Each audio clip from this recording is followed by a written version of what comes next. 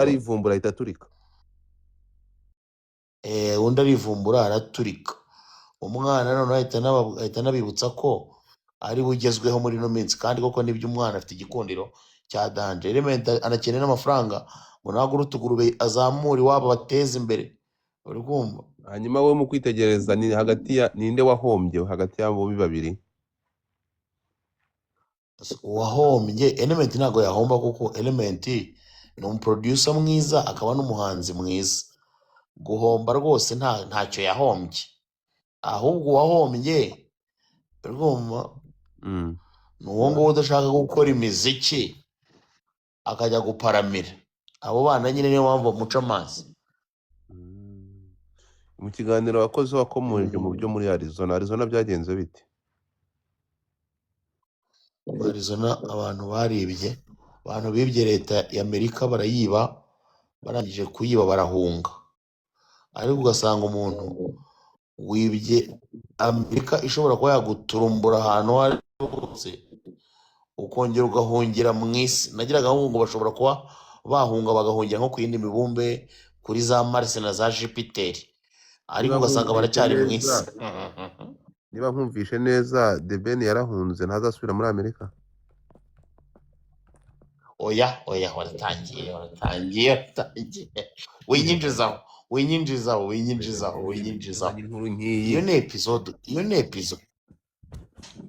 Iyo ni episode ukwayo. Episode yari iyihe rero? Iyo ni episode ukwayo, mbabarira rwose, nshaka kuyikora nitonze, urumva, nitonze kabisa. Ben nk'umuntu mwabanye mu nzu mugasangira kabisa n'agahiye muri Arizona, byaje kurangira gute ushobora gushyira amabanga ye hanze? Ntago natinyuka kuba navuga amabanga ya The Ben rwose pe. Niyo nabivuga byaba bincitse. Ni ukuri kw'Imana, nindamuka nabivuze bizaba bincitse. The Ben mubanye mute umubano wawe nawe uyu munsi? Ntago duhamagarana, ntituvugana, turi aho nyine tu. Gusa nyine mubona nko kuri yabaye. Niko mwamye mubanye ukimuzanira abantu cyangwa mugikorana mu bintu bya Sober Living muri Arizona? Oya, abantu iyo bamaze gukira urumva, abantu bamaze gukira rimwe na rimwe hari igihe bibagirwa abandi, ariko byo nta kibazo, kandi tugakomeza tugashimira Imana ko twese tuba dufite umwuka w'abazima, urumva. Ibyo ni ibisanzwe mu buzima bwa mwene muntu. Si yaba ari uwa mbere, si yaba agiye kuba n'uwa nyuma, mu buzima bari uko, kandi tugakomeza tugashima Imana. The Ben ni umupapa mwiza, njya mubona umwana we nkabona ni fresh. Aho ni sawa. Iyi mihanda rero igiye kutunyererana, urumva, urabona ko tuvuye muri episode, urumva. Ni ukuvuga ngo njyewe ntegereje gusa kuvugana na Element, urumva. Ntegereje kuvugana na Element, tukavuganaho gatoya, bitewe n'ibyo nk'uno munsi mba nemeye ngataha kare kugira ngo nongere njye gukusanya utundi tuntu. Nshaka gukora inkuru ni inkuru imwe ifite episode 1836. Godfa ivuga kuri inde? Godfa ivuga gusa just statement nagoye kuri WhatsApp, wayibonye? Ndaje ndebe, ntayo nabonye.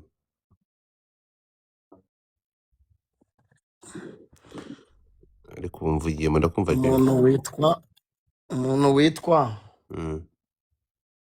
umuntu witwa Prophet Joshua bavuye kumurega nanone. Revoyou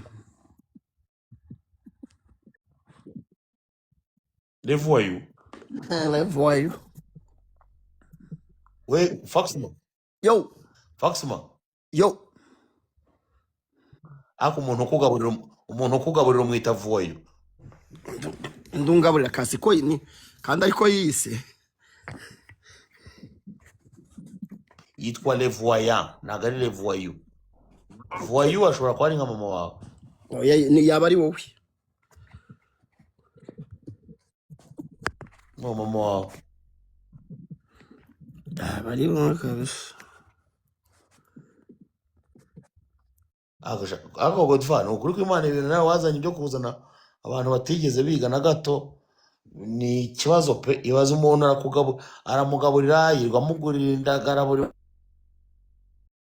njyewe se ndi wowe njyewe se ndi wowe aha ngaho ndebera nk'uyu mu diaspora nta na interinete nta shama ntacyo gadufagira vaho wohereze tiki Urumva utashaka kumenyera umuntu. oya njye se saba yamenyere uzi igihe yamenyereye gadufa Ngaho tubireke. maze ni washenye wewe warashenye nta kandi umugore mwabanye mbyemera ko imyemerere nashenye y'ubune kandi mbyemera ko nashenye none se Niba ubyemera. neza ugira none se wanga wese ko abantu babivuga ndabihakana ko washenye ndabihakana nyine simbihakana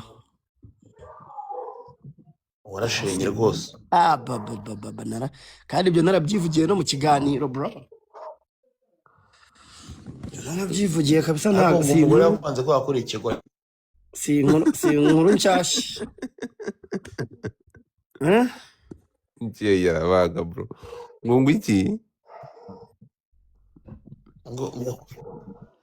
ngo byagenze noneho abantu ni abagome kubera ukuntu ndimo ndagenda mvuga kuri Faxman batanamukunda bari guhita banyoherereza uturoza Oya. bakoherereza baguhaye baby lions naringeze ngo ahubwo ni ibintu byadanje bari koherereza kubera ko nka Faxman baba batamukunda kubera ko batarimo baramuvuga kubera ko batamukunda demo ndimo ndamuvugaho demo bagenda bashyiraho amaroza mu gani nkamwe bajya bahagisa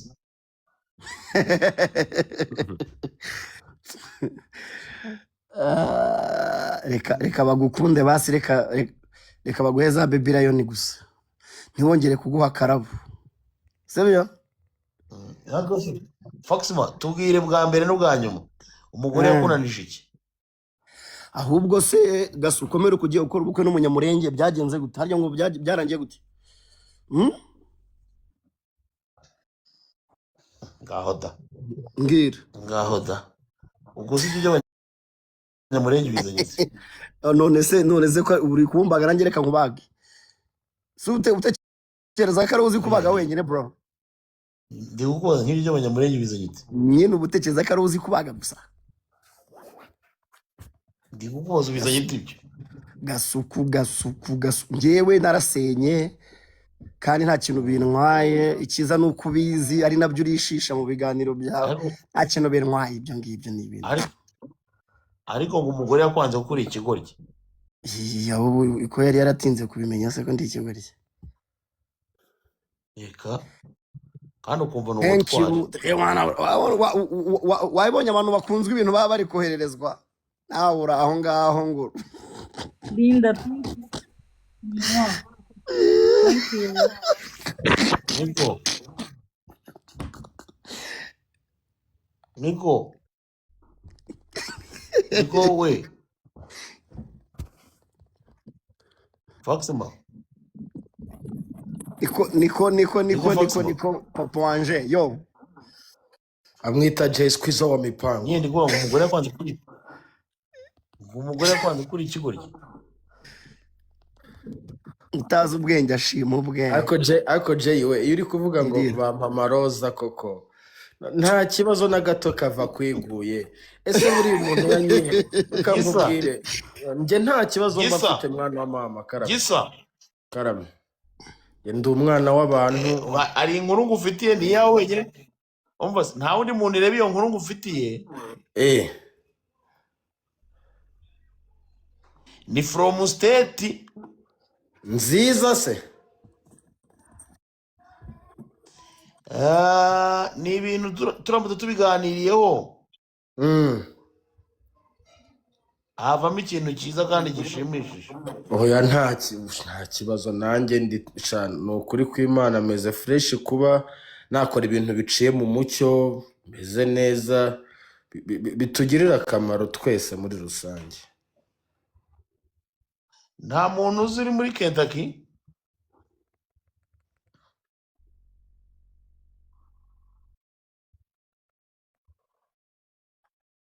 gisa interineti imubanye nkeya interineti mubanye nkeya cyane.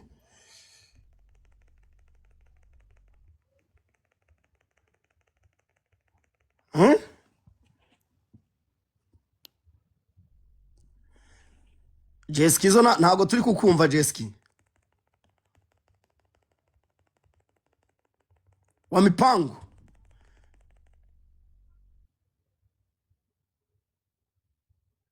Wa mipango ushobora wamyutinze Gisa namwe Yes, twinze yes. Gisa Yes, brother. akejo bundi warigambye ngo watwimye ikiganiro. Oya, uriya mutipe wawe nawe. Njyewe ntabwo urabizi ko we nta kikwima ariko uriya mutipe bro, agorega njye nta muntu uba ugomba kumenyera mace. Njye narakaranzwe musirikare wanjye, njye ndi intore. Wowe urabizi ko twabanye, ariko iyo haje umuntu agahita ashaka kugendera ku birenge byawe ngo ahite yigira igikomerezwa ashake kunzanira atafasha, mpita nshiramo akantu ko gutuma hazamo kuba nyine umuntu ashobora kwitonda bro, urabizi. naho ubundi naza tugacira, urabizi neza ko we wanyihamagariye ukambwira ati Gisa bimeze ukuntu uko ubizi kuri inshuti yanjye nakwanga kukumva, vugisha ukuri nawe urabizi. Ariko uriya mutipe buri gihe ambwira ibintu mu buryo buri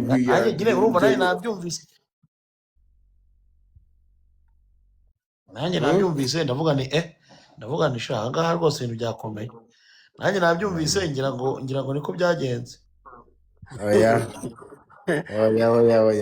ntago rega, nta nubwo umuhanzi mwiza buriya, reka mbwire je, umuhanzi mwiza akenera ama interviews, umuhanzi mwiza akenera kuba ari kuri move, umuhanzi mwiza akenera kuba muri studio, akenera no gukora ibindi bintu, akandi kazi gashoboka upfa kuba kari muri career yiwe. Ntago rero ndi umuntu ukwiriye ngewe kwanga itangazamakuru ridufasha ridusunika buri munsi.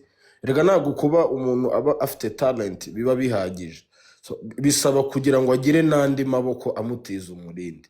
Ayo maboko rero harimo itangazamakuru, harimo abashoramari baduha akazi, harimo abafana badukunda bakurikirana ibikorwa byacu amanywa nijoro. Abo bose rero ngewe mbashimira muri rusange kandi nkabasigasira. Bitavuze ko ariko mumbabarire mukande kuri iyo diru ya state ariko twayinoza, uje kumpamagara kabisa tuyinoze fresh.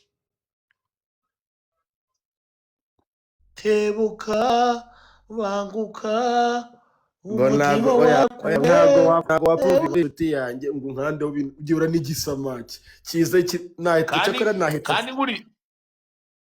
kandi indirimbo yawe.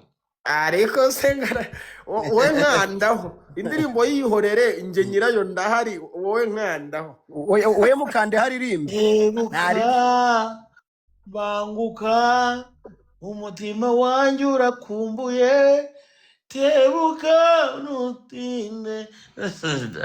Kera tukibamo.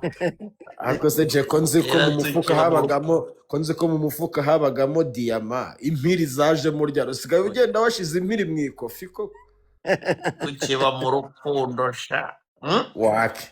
Ariko je mfite benga bro. Sha, reka nkubwire, tangira witegure kunezerwa.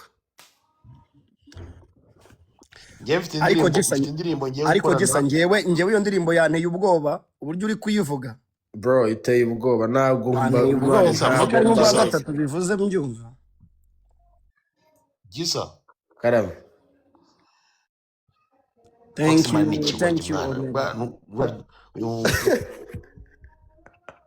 One love Rwanda, thank you. Ngo fax bani ngo byagenze bite? Gisa kandi bakubwira abantu b'abanyamakuru bazakurangiza, abo bahungu ni abacuyi bro. Umucuyi kukurusha n'indi. Ariko reka nkubwire ikintu je, ntago I swear to God, nta muntu warangiza impano y'Imana Imana yakuye mu butayu, izuba ryayakiye Imana igakura One impano love, yayo thank you. igakura impano yayo mu buzima One love bukakaye. Rwanda. Nta muntu, ni ukuri kw'Imana nta muntu n'umwe nanicara no mu nzu yanjye nkiherera nkaririmba ndira. ese Faxman nawe bimpuguke ariko rero ndamushimira Gasuku ko ari umuntu mwiza, ntago yakugambanira, ntiyakuvuga nabi, nagucira inzira. Ni umuntu abanyarwanda bakunda cyane, w'umwana mwiza, ntajya atukana, yararezwe. Mbese ibintu mukundira ni byinshi, ariko icyo mukundira ni icyo. Njyewe buriya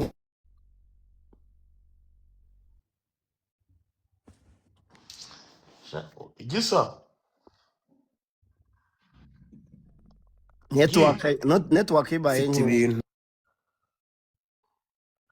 buriya kwiga byaradufashije.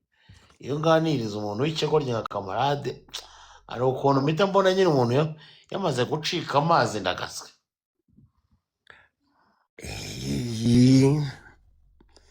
Ko nabonye nta kiganiro cyawe na kimwe cyarangira utamvuze. Niba nkwinjiriza, ntacyo ujya ukomeza uganire ku bucucu bwanjye. Njyewe naho ndabikunda. Ngiyo mu kiganiro mvuze nkubwire fact. Ariko mwabimenye ko TikTok yabaye monetized. Nabyumvishe babivuga kabisa. Hanyuma umva ikintu nari ngiye kuvuga, nge hari quality nkundira Jay. Buri wese agira karite, agira n'amade. Turi abantu men, turi abantu n'iki, ariko Jay afite ukuntu ngiye muziho umutima mwiza pe. Ntago ari ukumutaka, niba shaba muhiroza cyaba muhamarindazi ibyo ngibyo ariko icyo kimuzi, icyo ni ukuri kw'Imana. Ibyo nge ndabizi nesa nta mutima mubagira. Okay.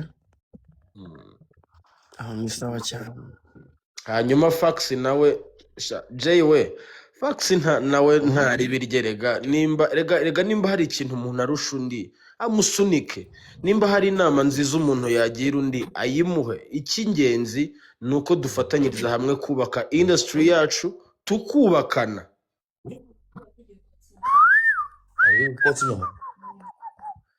Congratulations Keza we, ngwino urebe. Keza ashobora kuba agitwaye. oya ntabira akahunga. Keza ashobora kuba agitwaye. Keza bagukubise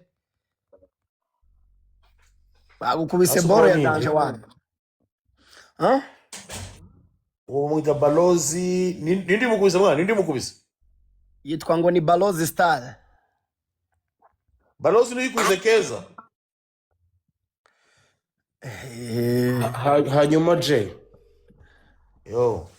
ndakureba nkakwibwira buriya nk'iyo ku mutima isohotse, ariko ntugire icyo bivugaho. Nzaguhisha igasohoka. Karame mwana wa mama. uretse gato, hano hari umukire wanjye uje, uri kumva, bamwita Chris Amuri. Chris Amuri bamwita no financial advisor, uri kumva. ngiye kumugusabira icyo bita icyana cy'intare. Trust me, niba kiri ahangaha abyumva, ni umuntu wanjye arabizi rwose. Kwa Gisa icyana cy'intare kabisa.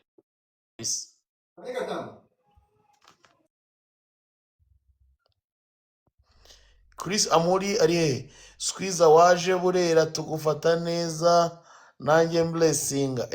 Abahungu banjye b'i Burera sha. Ariko winshabiranya, icyo nshaka kuvuga cyumvwe. Janine nshuti yanjye. Indirimbo ibaye ya kangahe utari kubivugaho? Ariko je umbabarira umbwiza uko. Gisa noronge we. Janine nshuti yanjye wande byoroshye. Karame. Ndabikwemereye ngiye guhera ejo.